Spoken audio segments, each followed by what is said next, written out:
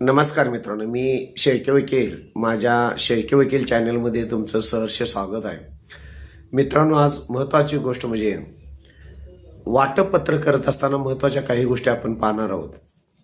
वाटप हे वाडवडिलार्जित प्रॉपर्टीचं तसेच स्वकष्टार्जित प्रॉपर्टी सुद्धा वाटप करत असतं.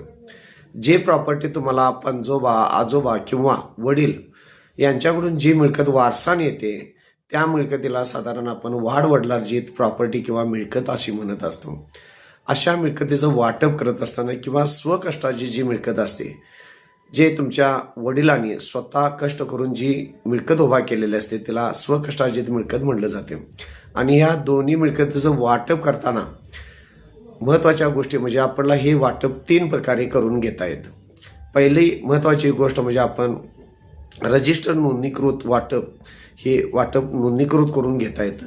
दुसरी महत्त्वाची गोष्टी वाटप करून घेत असताना महाराष्ट्र जमीन महसूल 1966 कलम 85 अन्वये तुम्ही तहसीलदार यांच्याकडे अर्ज दाखल करून सदर मिळकतींचं वाटप करून घेऊ शकता.